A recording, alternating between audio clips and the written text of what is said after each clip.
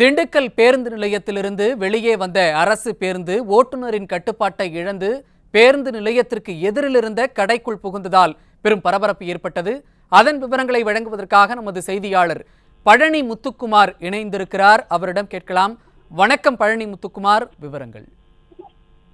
வணக்கம் சையத். அதாவது திண்டுக்கல் பேருந்து நிலையத்தில் இருந்து தேனி செல்வதற்காக சுப்பிரமணி என்ற டிரைவர் அரசு பேருந்தை இயக்கி இருக்கிறார். பேருந்து நிலையத்திற்கு வெளியே வரும் பொழுது பேருந்து, அதாவது அரசு பேருந்து பிரேக் பிடிக்காமல் ஓட்டுநரின் கட்டுப்பாட்டை இழந்து எதிரே இருந்த ஒரு ஸ்வீட் கடைக்குள் நுழைந்திருக்கிறது. அப்பொழுது அங்கு ஸ்வீட் கடையில் வேலை பார்த்து கொண்டிருந்த பிரியா என்ற பெண் சிறு காயங்களோடு அரசு மருத்துவமனைக்கு அருகில் இருந்தவர்கள் உதவியோடு மற்றும் பயணிகள் உதவியோடு அனுப்பி வைக்கப்பட்டுள்ளனர். மேலும் இது போன்ற பேருந்துகள் திண்டுக்கல் பேருந்து நிலையத்தில் மட்டுமின்றி டிப்போக்களிலும் அதிகமாக பழுதடைந்த பேருந்துகளாகவும் ஓட்ட உடசல் இருக்கக்கூடிய பேருந்துகளாகவும் இந்த விடியா திமுக அரசில் திகழ்ந்து கொண்டிருக்கிறது. அதுவும் குறிப்பாக பலதரப்பட்ட நாட்களில் இதே போன்ற செயல்கள் இந்த கடைக்குள் அரசு பேருந்துகள் இதோடு மூன்றாவது முறையாக இதுபோல் இந்த கடந்த 3 ஆண்டுகளில் நுழைந்திருக்கிறது.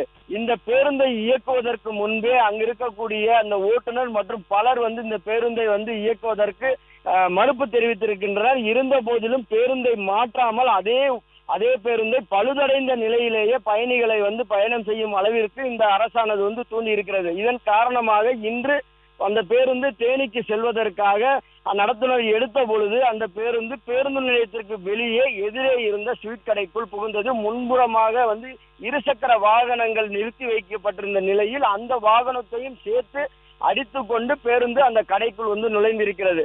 அங்கு இருந்த பொருட்கள், அதாவது இனிப்பு பண்டங்கள் உட்பட பொருட்கள் அனைத்துமே சேதமடைந்த நிலையில் பிரியா என்ற பெண் காயங்களோடு தற்போது அரசு மருத்துவமனையில் சிகிச்சை பெற்று வந்திருக்கிறார்.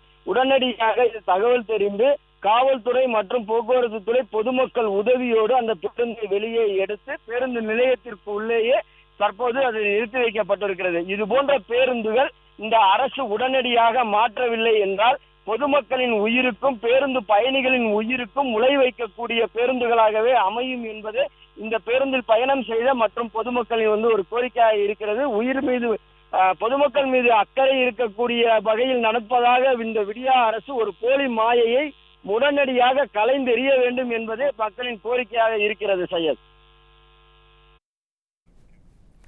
விபத்து குறித்து தங்களுடைய விவரங்களுக்கு நன்றி பழனி முத்துக்குமார்.